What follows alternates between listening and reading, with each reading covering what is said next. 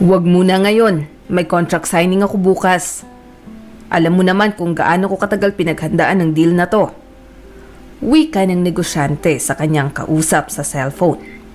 Si Andrew ang founder at nagmamay-ari ng isa sa pinakamalaking transportation company sa syudad. Marami siyang truck na bumabiyahe at nagdi-deliver saan mang panig ng bansa. At upang mapanatili ang malaking kita at matatag na kumpanya, ay wala siyang tigil sa paghahanap ng bagong kliyente at proyekto. Sa dami ng kanyang kakompetensya, ay talagang kinakailangan niyang tutukan ang negosyo. Sa kabila ng mga pagsubok, ay nagagawa niya itong masolusyonan. Kilala niya rin ang bawat empleyado at kapag may pagkakataon ay personal niyang kinakausap ang mga ito. Kilala si Andrew bilang self-made businessman. Nangutang siya para mabili ang kauna-unahang truck na siyang ginamit niya upang masimulan ang transportation business at takasan ang kahirapan. Sa edad na 19 ay marami na siyang sinubukan na trabaho upang may makain sa araw-araw. Nakuha ni Andrew ang kanyang driver's license habang siya ay nagseserbisyo bilang sundalo. Tulad ng ibang tao ay mayroon na talaga siyang hilig sa mga sasakyan at pamamasyal sa iba't ibang lugar. Bago magtungo sa syudad si Andrew ay nagkaroon sila ng pagtatalo ng kanyang ina. Ito na lamang ang natitira niyang pamilya. Dahil may edad na si Leonor nang mabuntis kaya si Andrew lamang ang naging anak niya. At mula noon, dito niya ibinuhos ang lahat ng pagmamahal at atensyon. Naging overprotective siya sa kanyang anak, habang si Andrew naman ay nag-aasam ng kalayaan at pagiging independent. Upang hindi umalis ang kanyang anak ay nakaisip si Leonor ng plano. Nagpanggap siya na may sakit at mahina ang puso. Nagmakaawa siya kay Andrew na wag siyang iwanan ng mag-isa. Dahil rito, tinatanggihan ni Andrew ang mga offer na trabaho nang sa gayon ay maalagaan ang kanyang ina. Hanggang isang araw ay natuklasan niya ang isang katotohanan. Sabi nga nila, wala namang sekreto ang hindi nabubunyag. Kahit ipakatago-tago mo ay kusa ring lalantad. At iyon na nga ang nangyari. Malusog at normal ang iyong ina at ang puso niya ay wala ring problema. Kahit nga ako ay natutuwa dahil hindi niya kailangang uminom ng gamot. Wika ng doktor nang makausap si Andrew. Nang mga sandaling iyon ay wala nang nagawa si Leonor kung hindi aminin ang kasinungalingan. At dahil roon ay nagkasagutan ang mag-ina. Hindi mo alam ang nararamdaman ko bilang isang ina.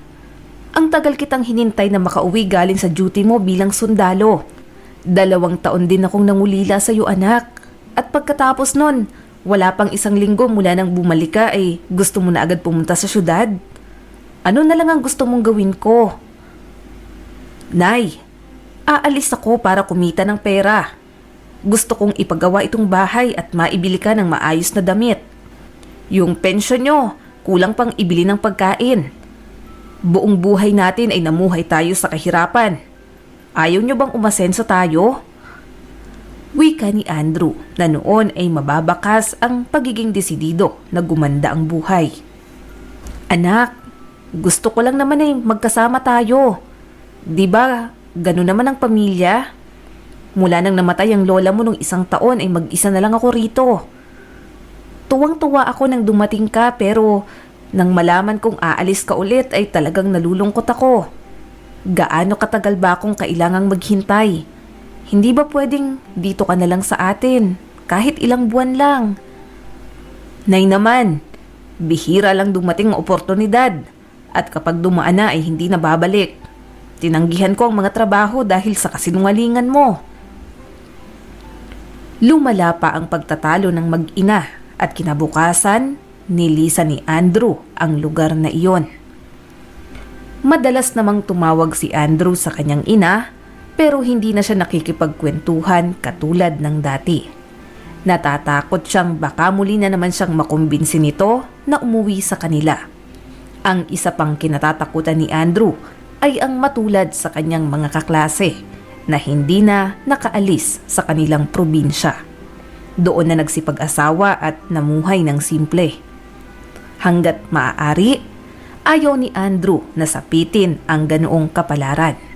Nais niyang maging malaya. Gusto niyang maranasan na magmaneho ng bagong kotse sa kanilang lugar na talaga namang hahangaan at kaiinggitan ng mga nakakakilala sa kanya. At natupad niya naman ito. Sa unang 2 taon mula nang makipagsapalaran sa syudad ay pinasok niya ang iba't ibang trabaho hanggang nakapangutang na nga siya sa bangko upang mabili ang truck na ginamit niya sa pagde-deliver. Sinubukan niyang makipagkontrata sa mga lipat bahay, sa mga delivery sa palengke at pati na rin sa maliliit na kumpanya. Regular niya rin tinatawagan si Leonor upang kumustahin ito at padalhan ng kaunting pera. Pero bihira siyang bumisita. Minsan ay 3 beses lamang sa loob ng 1 taon at 1 o 2 araw lamang ang itinatagal niya. Hindi nagtagal, nakapagrenta na rin si Andrew ng medyo maayos at malaking apartment sa syudad, kung saan minsan na rin nakabisita si Leonor at nanatili doon ng ilang araw. Sa 3 taon ni Andrew sa syudad ay nagkaroon na siya ng mga regular na customer.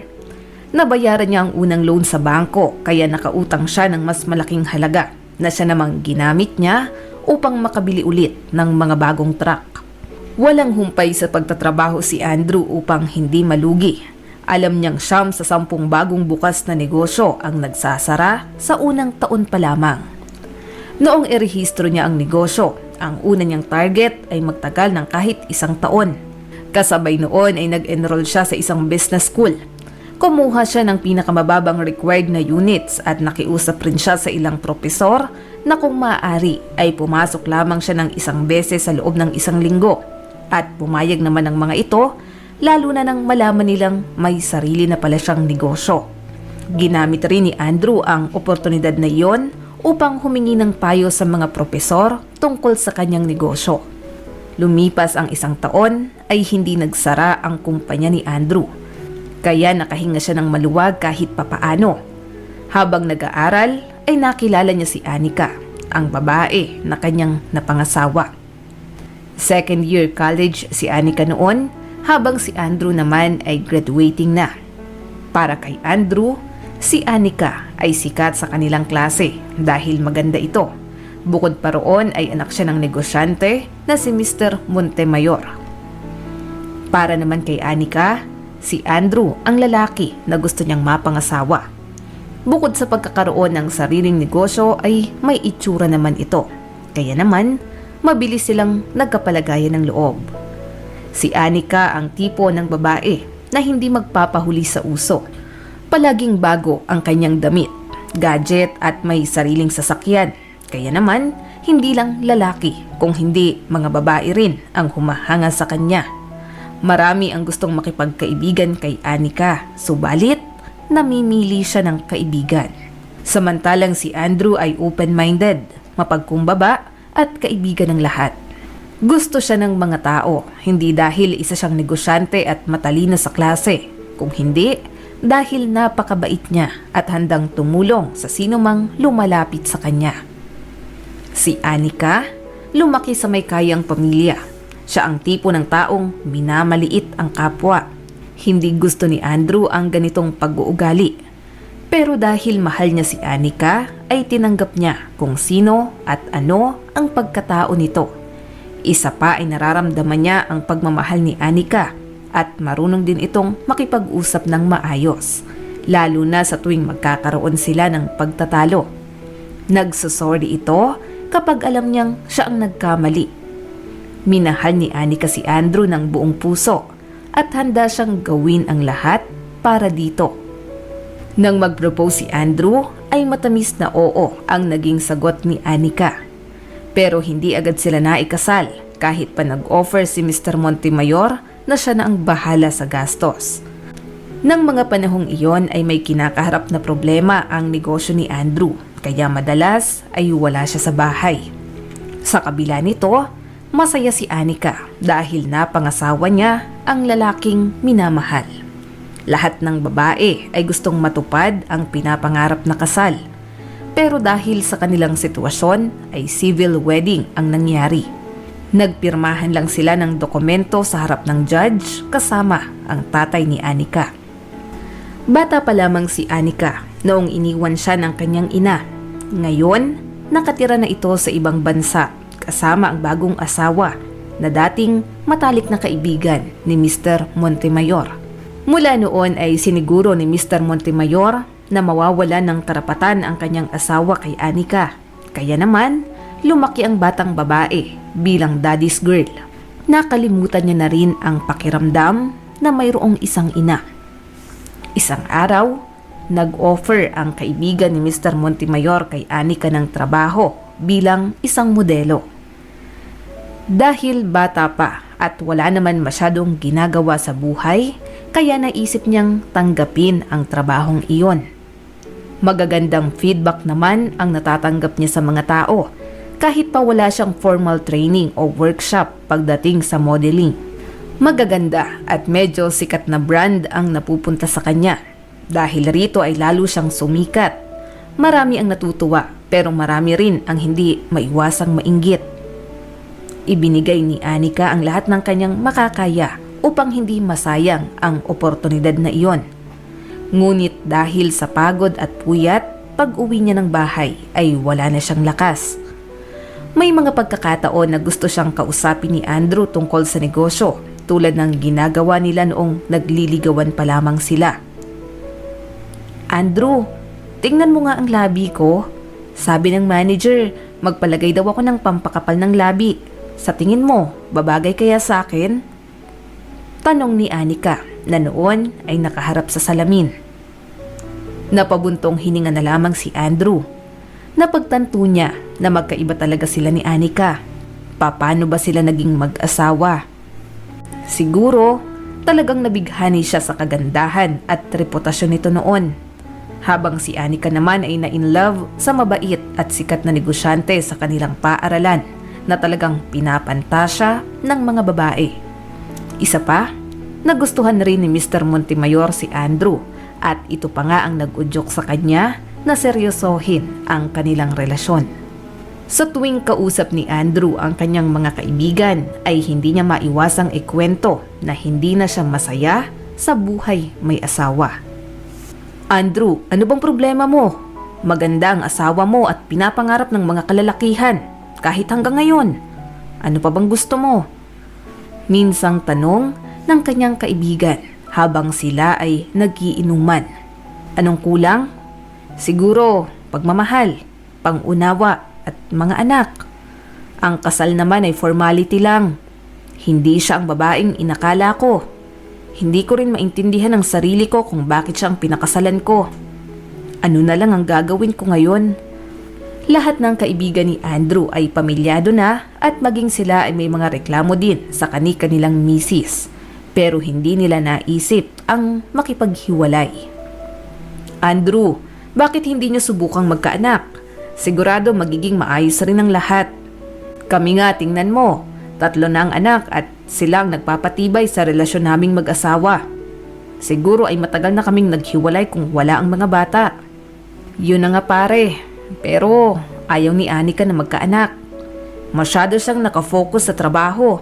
Priority niya ang kanyang katawan at wala pa sa plano niya ang magbuntis. Eh di kunyari, aksidente mo na lang siyang nabuntis. Sigurado kapag nangyari yon, itutuloy niya naman. Ganun naman ang mga babae, lalo na't mag-asawa naman kayo. Yan pang isang problema. Sinubukan ko na rin yan pero hindi effective. Lalo na, regular siyang umiinom ng birth control. Lagi lang kaming nag-aaway sa tuwing mapag-uusapan ng tungkol sa pagkakaroon ng anak. Ni hindi nga siya bumibisita sa nanay ko. Isipin mo na lang, 7 taon na kaming kasal pero hindi pa sila nagkikita kahit isang beses. Bakit? Sa malayo ba siya nakatira? Oo, medyo malayo pero bumibisita naman ako sa kanya paminsan-minsan. Pero si Anika ay ayaw talagang sumama. Nagkausap lang sila sa telepono at yun na yun. Parang hindi interesado si Anika sa buhay ko. Bakit niya pa kaya ako pinakasalan? Ang mga katanungan ni Andrew ay walang malinaw na kasagutan. Sa kabilang banda naman ay panay rin ang reklamo at hinaing ni Anika tungkol sa kanyang mister. Tuwing Biyernes ay nagiinuman sila ng kanyang mga kaibigan. Lahat ng mga ito ay mayroon na ring mga asawa at mga anak. Dahil may mga kaya sa buhay ay hindi na nila kailangan pang magtrabaho. Abala sila sa pag-aasikaso sa bahay at kani-kanilang mga anak. Kumusta naman kay ni Andrew? Kailan nyo balak magka-baby? Nako, wala pa siguro. Ayaw kong tumaba. Sino naman ang kukuha ng modelo na malaki ang tiyan? Anika, ayaw mo bang magkaanak? Naiintrigang tanong ng kanyang mga kaibigan. Hindi ko rin alam. Siguro kapag nasa 30s na ako. At saka kung magkakaanak kami ay kawawa naman dahil palaging wala si Andrew. Priority niyang trabaho at kapag nag-uusap kami ay lagi na lang nauuwi sa away. Ang tingin niya sa akin ay display lang. Maganda lang pero walang laman ng utak. Puro na lang siya trabaho at wala ng oras para sa akin. Nakakapagod na rin makihati sa kanyang oras at atensyon. Parang lagi na lang akong nagmamakaawa na pansinin niya ako. Nang mga oras na iyon, si Leonor ay abala sa pag-aayos ng kanyang mga gamit. Gusto niyang sorpresahin si Andrew sa nalalapit nitong ika-30 taong kaarawan. Bilang regalo ay gusto niyang ibigay rito ang naiwang relo ng namayapang ama na matagal niya nang iniingatan. Pero paraan lamang iyon ni Leonor upang makita at makausap ang kanyang anak. Ang totoo niyan ay gusto niyang maayos ang gusot sa pagitan nilang mag-ina. Dahil sa mga kasinungalingan niya noon, kaya para silang estranghero sa isa't isa. Kahit mag-usap sila ay hindi nawawala ang pagkailang at wala siyang magawa upang maayos iyon. Minsan lang silang mag-usap at kung dumalaw ito ay sandali lang. Kinuha niya sa ref ang atsara na paborito ni Andrew. Ano kayang klase ng pagkain ang iniluluto ng babaeng yun sa anak ko? Siguro, panay order lang ang ginagawa nila. Wika ni Leonor habang isinisilid sa malaking bag ang kanyang mga gamit. Matapos noon ay nag-abang siya ng bus na babiyahe papuntang syudad. Isang bus lamang ang dumadaan kada araw o minsan 3 beses sa loob ng 1 linggo lamang ang biyahe. Mabilis ang tibok ng puso ni Leonor dahil sa sobrang kaba. Iniisip niya kung ano ang magiging reaksyon ni Andrew sa biglaan niyang pagbisita. Naisip niya na bilang isang ina, mayroon naman siguro siyang karapatan na bisitahin si Andrew, lalo na't ilang beses na rin naman siyang niyaya nito na tumira sa syudad kasama nila. Si Leonor na ang tumatanggi dahil parang naiilang siya kay Anika. Mula kasi nang maikasal ang mag-asawa ay hindi niya pa ito nakakakwentuhan ng matagal sa telepono at hindi rin nag-abalang bumisita sa probinsya. Habang tinatahak ng bus ang madilim na daan ay kasabay noon ang pag-asa ni Leonor na sana bumalik sa dati ang relasyon nila ni Andrew.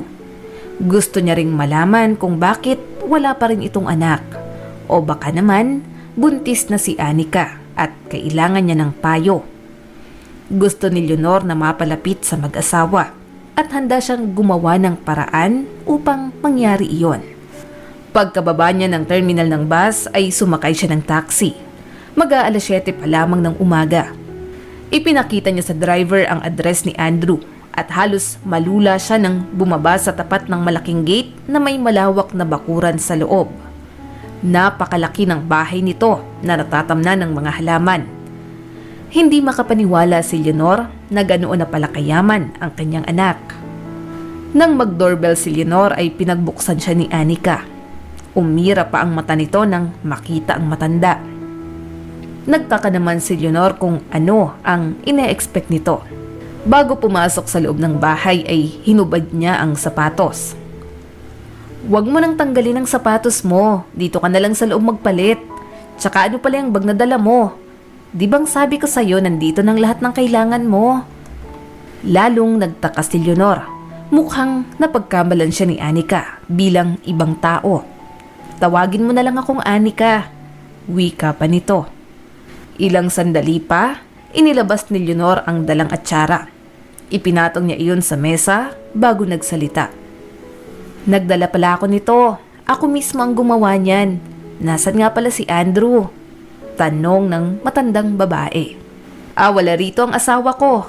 At tsara ba yung dala mo? Salamat, pero sana hindi ka na nag-abala. Diet ako ngayon at saka hindi ako kumakain ng ganyan. Si Andrew naman, laging wala rito sa bahay dahil panay business trip. Halika sa taas, ipapakita ko sa iyo ang mga dapat mong linisin. Nang mga sandaling iyon ay naunawaan ni Leonor kung ano ang inaakala ni Anika sa kanya. Inilibot siya ni Anika sa buong bahay at itinuro din kung alin ang mga dapat na linisin. Kasambahay pala ang tingin nito sa matandang babae. Gusto na sanang sabihin ni Leonor kung sino talaga siya, pero naisip niyang manahimik na lang. Gusto niyang hintayin si Andrew upang ito na ang magsabi kay Anika kung sino talaga siya. Napansin niyang may pagkaarogante at palautos si Anika. Ano nga palang itatawag ko sa'yo? Tanong ni Anika. Tawagin mo na lang ako sa pangalan ko, Leonor. Wika ng matandang babae. Iniisip niyang marirealize ni Anika kung sino siya, pero nagpatuloy lamang ito sa pagsasalita. Matapos ilagay ang dalang gamit sa kwarto ay sinimulan ni Leonor ang trabaho. Maganda ang disenyo ng bahay, pero maalikabok na ang mga gamit at maging ang kusina ay madumi na din. Siguro ay wala talaga silang kasambahay sa matagal na panahon. Natapos ang maghapon ay nakaramdam ng pagod ang matandang babae. Nahiga siya sa kama upang magpahinga. Naroon ang maliit na TV at isang cabinet. Bukod roon ay wala nang ibang gamit. Anak, hindi ito ang pagsalubong na aking inaasahan. Napabuntong wika ni Leonor sa sarili. Habang nakatingin sa kisame, ay iniisip niya kung bakit hindi niya sinabi kay Anika na siya ang nanay ni Andrew. At ito ang nahanap niyang sagot. Baka palayasin o ipagtabuyan siya ni Anika kapag nalaman nito ang totoo. Mula nang dumating si Leonor ay napansin niya na laging abala si Anika. Lagi itong may kausap sa cellphone. Hindi may pagkakailang maganda ito. Mukha siyang manika, pero walang alam pagdating sa gawaing bahay. Kinabukasan, nilinis naman ni Leonor ang ibang parte ng bahay. Gusto niyang panindigan ang pagiging kasambahay kahit ilang araw lang. Tutal ay bahay rin naman iyon ng kanyang anak. Kinagabihan, tinanong niya si Anika kung kailan ba darating si Andrew. Sabi ko naman sa'yo, lagi siyang nasa business trip ni hindi ko nga alam kung uuwi siya sa birthday niya. Bakit mo nga pala naitanong? Wala naman, nagtataka lang ako. Sagot ng matanda na noon ay nagluluto ng hapunan. Nang dumating ang araw ng linggo ay day off ni Leonor, pero sa halip na umalis ay pinili niyang manatili sa bahay upang makapagpahinga. Siguro uuwi na si Andrew ngayon. Bakit bang tagal niyang hindi umuuwi? Halos isang linggo na rin. Ni hindi siya sumasagot sa tawag ko noong kaarawan niya at hindi rin nagpakita sa kanyang asawa. Kung nag-aalala si Leonor, ang manugang niyang si Anika ay mukhang wala namang pakialam. Makaraan ng 2 araw ay muli na namang nagtanong si Leonor. Hindi pa ba uuwi ang asawa mo? Ewan ko ba? Alam mo, sa totoo lang, pagod na ako sa kanya. Ni hindi niya ako mabigyan ng atensyon. Reklamo ni Anika habang naglalagay ng makeup. Alam nyo, ang asawa ko na yata ang pinakamalamig makitungo. Alam ko namang marami ang nagkakagusto at nais manligaw sa akin pero lahat sila'y tinanggihan ko. Tapos ngayon, uuwi ako ng bahay at kapag nandito siya, hindi niya naman ako pinapansin. Ang lagi niyang bukang bibig ay magkaanak kami at mabuntis ako. Ni hindi niya man lang ako kinukumusta kung anong nangyayari sa trabaho ko. Tumatanda na rin ang aking ama at humihinan na rin ang negosyo nitong mga nakaraang taon. May sakit siya ngayon kaya kinausap ko si Andrew. Ang sabi ko, baka naman pwede niyang tulungan ang kumpanya ni Papa. Pero tinanggihan niya ako. Ang sabi niya, mayroon daw siyang sariling negosyo na dapat asikasuhin. Hindi niya raw kayang i-manage ang 2 kumpanya ng sabay. Nag-away kami ni Papa. Masyado siyang umasa sa tulong ni Andrew. Pero 'di ba, noong magkakilala kayo ni Andrew ay mayroon na siyang sariling negosyo? Wika ni Leonor. Hinihintay niyang tanungin siya ni Anika kung papaano niya nalaman ang impormasyong iyon. Oo, may sarili na siyang negosyo noon. Maraming naging problema ang kumpanya ni Andrew at para matulungan siya, yung trucking company niya ang kinuha ni Papa sa mga deliveries. Siguro ayaw niya talagang makialam sa negosyo ng Papa ko ngayon. Ganun naman si Andrew, nasanay ng mag-isa. Gusto niyang pinaghihirapan ng lahat ng mayroon siya. Bakit ba siya ang napili kong pakasalan? Napabuntong hiningang wika ni Anika. Mabilis na lumipas ang 2 linggo mula nang dumating si Leonor sa bahay na iyon ay hindi pa rin sumasagot sa mga tawag niya si Andrew at hindi pa rin ito umuuwi ng bahay. Anika, hindi pa rin ba tumatawag ang asawa mo? Mahinahong tanong ni Leonor. Sana nga hindi na siya bumalik. Wika nito na nakatingin pa rin sa cellphone. Hindi ba dapat i-report mo na sa pulis at baka kung napano na siya? Nag-aalalang wika ng matandang babae. Alam niyo may punto kayo. Siguro kung nangyari to noon, baka nataranta na ako kung nasan ang asawa ko. Pero ngayong sirang-sira na ang relasyon namin, yung tipong inis na inis ako sa kanya. Asawa niya ako pero hindi siya nagsasabi kung nasaan siya. Mabuti na yung ganito, mas tahimik ang buhay ko kapag wala siya dito sa bahay. Sa hindi maipaliwanag na dahilan ay komportable si Anika na sabihin sa ibang tao ang tunay niyang nararamdaman. Bilang isang ina ay napagpasyahan ni Leonor na i-report sa mga pulis ang nangyari. Pero tinawanan lamang siya ng mga ito. Ma'am, kayo nang nagsabi, nasa business trip po ang inyong anak. At ayon sa inyo ay hindi magandang relasyon nilang mag-asawa. Siguro ayun ang dahilan kung bakit hindi pa siya umuwi. Hindi ako aalis rito hanggat hindi nyo tinatanggap itong report ko. Wika ni Leonor kaya wala nang nagawa pa ang police officer kung hindi ang i-file iyon. Makaraan ng 2 araw, dumating ang pulis sa bahay ni Andrew. Si Anika ang nagbukas ng gate at nagulat siya nang makita ang pulis. Agad niya itong tinanong kung mayroon bang problema. Ang nanay ni Sir Andrew ang nag-file ng missing persons report dahil hindi niya raw makontak ang kanyang anak. Magdadalawang linggo na. May impormasyon po ba kayo tungkol sa kanya? Sinagot naman ni Anika ang ilang katanungan ng pulis pero ayon sa kanya ay hindi niya alam kung nasaan ang kanyang asawa. Wala rin daw siyang alam sa mga negosyo nito. Wala pa ring ideya si Anika na ang mismong itinuturing niyang kasambahay ang nag-file ng report na iyon. Dumaan na naman ng 1 linggo ay wala pa ring pagbabago. Pero si Anika ay nag-iimbita na ng mga kaibigan sa bahay nila at doon pa nag-iinuman. Minsan, nagtataka na rin si Eleanor kung gaano karaming alak ang kaya nilang ubusin. Pero kahit gaano kalasing ay nagagawa pa rin pumasok sa trabaho kinabukasan. Minsan, naririnig niyang nagkikwento si Anika sa mga kaibigan nito. Alam nyo, wala na akong hinihiling sa mundo dahil nabibili ko naman ang gusto ko. May access ako sa bank account ni Andrew. Pero alam nyo, yung pagmamahal at atensyon na hinihingi ko sa kanya ay hindi niya maibigay. Nang gabing iyon ay nagpaiwan ang isang lalaki na kainuman ni Anika. Hindi maiwasang mainis ni Leonor pero wala naman siyang magawa kung hindi ang magdasal na sana magkaroon ng development ang investigasyon ng mga pulis. At mukha namang dininig ng Diyos ang kanyang panalangin. Isang umaga, tinawagan siya ng police officer upang ibalita na ang kotse ni Andrew ay natagpuan sa parking lot ng airport. Bumili siya ng ticket pero hindi naman sumakay ng eroplano.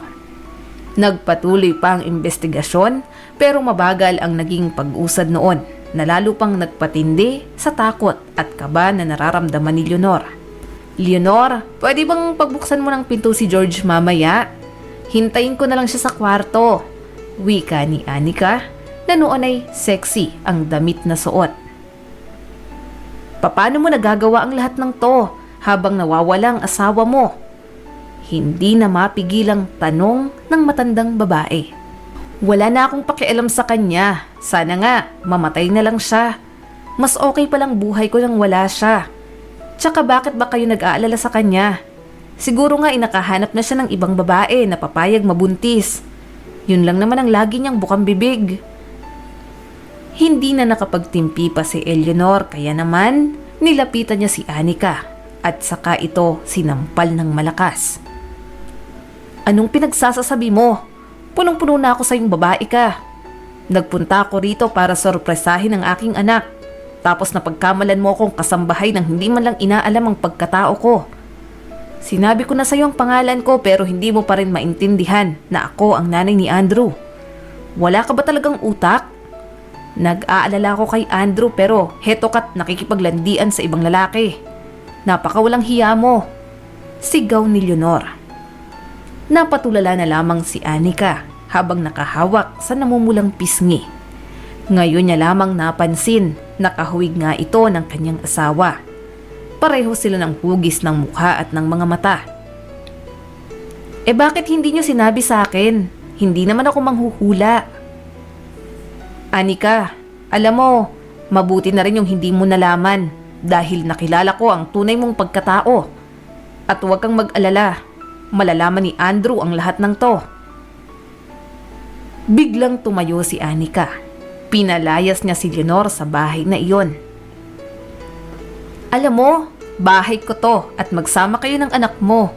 Wala na akong pakialam sa inyo. Sigaw ni Anika kasabay noon ang paghagis niya sa mga gamit sa kusina. Nagulat si Eleanor sa inasal ng kanyang manugang. Hindi niya akalain na sa halip na humingi ito ng tawad ay nakuha pa siyang ipagtabuyan. Habang naglalakad sa gilid ng kalsada ay napaiyak na lamang si Leonor. Buong akala niya ay masaya ang buhay ng kanyang anak sa piling ng asawa nito. Yun pala, palagi silang nag-aaway. Ngayon, hindi niya alam kung papaano hahanapin si Andrew o kung ano ang magiging buhay niya sa syudad. Patuloy sa pag-iyak si Leonor habang naglalakad sa gilid ng kalsada hanggang huminto sa tapat niya ang isang sasakyan. Mula roon ay bumaba ang isang babae. Maganda ito at may kasamang bata na nasa 7 taong gulang na. Bakit ho kayo umiiyak at mag-isa kayo naglalakad sa gilid ng kalsada? Baka ho may maitutulong ako sa inyo. Tanong ng babae. Salamat. Baka sakaling kilala mo ang aking anak. Baka namumukhaan mo siya. Wika ni Leonor bago ipinakita ang larawan ni Andrew. Ah, siya po ba? Opo, kilala ko si Andrew. Dati kaming magkaibigan. Karamihan ng tao rito ay talagang kilala ang anak ninyo. Pumasok ho kayo dito sa loob ng sasakyan. Ihahatid ko po kayo sa hotel. Naikwento ni Leonor sa babaeng kausap na nagpakilalang Marisa ang tungkol sa nangyari sa kanya at pati na rin kay Anika, maging ang dahilan ng pagtatalo nila ni Andrew noon. Kung gusto nyo po, pwede kayong manatili sa aking hotel pansamantala. Malapit lang yun dito. Nakangiting wika ni Marisa. Nako iha, nakakahiya naman. Pero baka naghahanap kayo ng tagalinis sa hotel. Pwede akong mag-apply. Ayaw ko namang abusuhin ang kabaitan mo. Kayo po ang bahala, pero hindi ko naman kayo nire-require na magtrabaho rito dahil may edad na rin kayo. Naibahagi rin ni Marisa na ulila na siya sa magulang. Ang hotel na iyon ay ipinamana ng kanyang ama at mula noon ay siya na ang namahala. Ang asawa niya namang si Brian ay namatay sa aksidente. Halos 1 taon lamang ang pagitan mula nang mamatay ang kanyang ama. Kaya heto siya't mag-isang itinataguyod ang anak. Nang mga sumunod na araw ay nakalathala na sa dyaryo ang tungkol sa nawawalang negosyante. At ayon sa nakausap niyang pulis, ginawa na raw nila ang lahat ng kanilang makakaya pero wala silang lead kung nasaan si Andrew. Nag-check na sila ng mga ospital pero wala ito roon. Pinayuhan rin si Leonor ng police officer na kumuha ng sariling private investigator upang mapabilis ang paghahanap kay Andrew. Sa dami raw ng kasong tinututukan ng pulisya ay talagang mabagal ang usad at limitado rin ang kanilang budget. Sa tingin niyo ba'y buhay pa ang aking anak? Naluluhang tanong ni Leonor sa police officer. Sa tingin po namin ay malaki ang tsansa na buhay pa siya. Nag-check na rin kami sa mga morgue pero walang nag-match sa height, edad at itsura ng inyong anak. Salamat. Pakitawagan mo na lang ako kapag may update kayo. Wika ni Leonor sa pulis bago nagpaalam. Naikwento niya kay Marisa ang sinabi ng pulis tungkol sa pag-hire ng private investigator. At ayon naman sa babae ay mayroon daw siyang kilala na private investigator na maaring makatulong sa kanila. Ganun ba, Marisa? Maraming salamat talaga sa tulong mo. Wala pong anuman. Babalitaan ko na lang kayo kapag nakausap ko na siya. Kinagabihan ay tinawagan ni Marisa ang kanyang kababata. Hello, Dennis? Pwede mo ba akong tulungan? Wika ni Marisa sa kausap bago ikinuwento ang tungkol sa nangyari kay Andrew. Marisa, sandali lang. Siya ba ang Andrew na dati mong kasintahan? Namula ang pisngi ni Marisa noong mga sandaling iyon pero hindi naman siya nakikita ng kausap. Oo, siya nga yun. Pero wala namang alam ang nanay niya. Tsaka matagal na yun kaya hanggat maaari ay ayaw ko nang ungkatin pa ang nakaraan. Ah, ganun ba? Sige, tutulungan kita. Pero gusto ko lang malaman. Siya ba yung seaman na nalunod? 'Di ba? Yun ang kwento mo sa anak mo, tama ba? Oo, Dennis. Yun ang alam ni Anthony. Akala niya si Brian ang tatay niya. Kahit ang totoo ay buntis na ako nung magpakasal kami. Mabait ang nanay ni Andrew kaya gusto ko siyang tulungan. Yun lang yun. Yun lang ba talaga? O baka naman mahal mo pa si Andrew? Natatawang biro ni Dennis. Hindi na sinagot ni Marisa ang tanong na iyon. Sa halip, isinend niya rito ang lahat ng impormasyon na nakalap ng mga pulis tungkol sa pagkawala ni Andrew. Araw-araw ay tumatawag si Dennis upang ibalita kung ano na ang status ng investigation. Hanggang isang araw ay may nahanap siyang witness na nagsasabing nakita niya raw si Andrew malapit sa airport habang nakikipagtalo sa isang lalaki. Marisa, wala ka bang balak sabihin sa nanay ni Andrew ang totoo? Ang tagal mong nanahimik ng tungkol sa inyo ng anak mo. Minsang tanong ni Dennis. Bakit ko naman gagawin yon? Matagal na panahon na mula nang magkahiwalay kami. Wala rin namang magbabago. Pero Marisa, karapatan mong malaman kung bakit kanya iniwan. At saka responsibilidad niya ang anak nyo. Dennis, hindi niya naman alam na nabuntis niya ako. Naghiwalay kami at isa pa may asawa na siya. Basta kung sakali mang buhay si Andrew, wag na wag mong sasabihin sa kanya ang tungkol sa amin ni Anthony. Mag-aapat na pong araw na mula nang mawala si Andrew ay doon pa lamang sila nakatanggap ng magandang balita.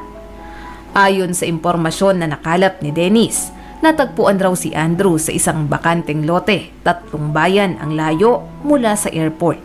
Walang malay at wala ring maalala. Kinupkup siya ng mag-asawang matanda na naninirahan sa gitna ng bukid. Agad ibinalita ni Marisa kay Leonor ang bagay na ito. Magkasama si Dennis at Leonor na nagtungo sa lugar kung nasaan si Andrew. Nang matanaw ni Leonor ang anak ay agad tumulo ang kanyang luha. Anak, naaalala mo pa ba ako? Ako ang nanay mo. Opo, Nay. Nang makita ko kayo ay parang unti-unting bumalik ang aking mga alaala. Pero hindi ko pa rin naaalala ang lahat. Maging ang dahilan kung bakit ako nandito. Mabait ang mga taong kumupkup kay Andrew. Naikwento nila kung papaano nila natagpuan ang negosyante at ganoon rin naman si Leonor. Ibinahagi niya ang tungkol kay Andrew mula noong bata ito hanggang sa nagtungo ito sa syudad upang tuparin ang pangarap na yumaman. Paminsan-minsan ay sumasakit ang ulo ni Andrew lalo na sa tuwing mayroon itong naaalala. Naikwento ni Leonor ang tungkol kay Anika maging ang pagtataksil nito. Nay, pasensya ka na kung naging makasarili ako noon. Patawarin niyo ako kung iniwan ko kayo sa probinsya kahit na alam kong mag-isa kayo. Nagawa ko kayong tiisin. Tuwing Pasko, bagong taon at birthday niyo ay hindi ako umuuwi. Sinadya ko yun pero sising-sisi ako. Ngayon ko lang napagtanto na mas mahalagang pamilya kaysa sa anumang yaman sa mundo. Mahal na mahal ko kayo, Nay. Lumuluhang wika ni Andrew. Pasensya ka na rin, anak. Naging makasarili din ako. Naging mahigpit ako sa iyo noon at hindi ko na malayan na sa halip na tulungan ka na maabot ang iyong mga pangarap ay ako pa ang naging balakid. Mahal na mahal kita, anak. Wika ni Leonor na noon ay umiiyak na rin. Kinabukasan ay nagpaalam sila sa mga taong nagligtas at kumupkop kay Andrew. Habang nasa biyahe ay nag-uusap ang mag-ina. Anak, hindi ka ba dediretso sa bahay mo? Nay, siguro kukunin ko lang ang mga gamit ko. Kay Anika na ang bahay na yon. Sa pagkakatanda ko ay nalulugi na ang negosyo ng kanyang ama at hindi magtatagal ay mawawalan sila ng pera. Kakailanganin ni Anika na magtrabaho ng mabuti para mabuhay. At siguro makakatulong sa kanya yung bahay na yon. Balak mo ba siyang hiwalayan, anak? Siguro, Nay, pero gagawin ko yun kapag tuluyan na akong nakarecover at kapag naalala ko na talaga ang lahat. Sa ngayon ay kailangan ko munang asikasuhin ang negosyo na aking naiwan. Siya nga pala, anak, magpasalamat ka kay Marisa dahil kung hindi niya ako tinulungan ay baka hindi ka pa rin namin nahahanap hanggang ngayon. Sige, Nay, huwag kayong mag-alala, gagawin ko yon. Sa kauna-unahang pagkakataon ay magaan ang pakiramdam ni Andrew. Miss na miss niya talaga ang kanyang ina. Sa matagal na panahon ay tiniis niya itong hindi makita at makausap ng ganoon. Pagdating sa hotel ay hindi niya inaasahan na makikita niya si Marisa. Animoy tinamaan si Andrew ng kidlat nang muling mag-cruise ang kanilang landas. Marisa, ikaw bang babaeng tinutukoy ng nanay ko na tumulong sa kanya? Oo, Andrew. Ako nga. Kumusta ka na? Ilang taon na rin mula nang huli tayong magkita. Nakangiting wika ni Marisa. Noong mga sandaling iyon ay nagpaalam si Leonor na magpapahinga na sa kanyang kwarto, habang ang private investigator naman na si Dennis ay agad umalis dahil kailangan niya pang mag-report sa trabaho. Naiwang nag-uusap si Marisa at Andrew. Tahimik lamang si Marisa noong una dahil kinakabahan siya. Papaano kung malaman nito ang tungkol sa kanilang anak? Marisa, hindi ko inaasahan na ikaw ang makikita ko. Naalala ko, minsan nakita kitang tumatawid sa kalsada. Gusto sana kitang tawagin pero nahiya ako dahil may mga kasama ka. Ah, ganun ba? Sana tinawag mo ko. Nawalan na rin ako ng balita sa'yo. Ang alam ko lang ay ikinasal ka kay Anika. Pero ikaw ang naunang nang iwan sa akin, Marisa. Andrew, anong ibig mong sabihin na iniwan kita? Ang tagal kitang hinintay pero hindi ka naman dumating. Marisa, hinintay rin kita. Pero nalaman kong lumipat ka sa ibang paaralan. Sinubukan kitang tawagan pero hindi na kita makontak. Andrew, sinong nagsabi sa yung lumipat ako ng paaralan? Hindi lang ako nakapasok noon dahil may mga importante akong ginagawa. Sinabi sa akin ni Anika na magkasintahan na daw kayo, kaya mas pinili kong layuan ka. Marisa, anong ibig mong sabihin? Si Anika ang nagsabi sa akin na nag-transfer ka daw sa ibang school. 8 taon na ang nakakaraan mula nang maging magkaibigan si Marisa at Andrew. Maganda si Marisa, matalino at napakabait. Negosyante rin ang kanyang ama kaya naman kilala siya ng marami sa paaralan. Magkaklase sila ni Andrew pero minsan lang silang mag-usap dahil isang beses lamang pumasok ang negosyante o minsan ay hindi pa dahil abala ito sa negosyo. Hanggang dumating sa punto na lumalim ang kanilang pagkakaibigan. Isang gabi, dahil sa impluwensya ng alak ay may nangyari kay Marisa at Andrew. Hindi naman nila iyon pinagsisisihan dahil mahal nila ang isa't isa.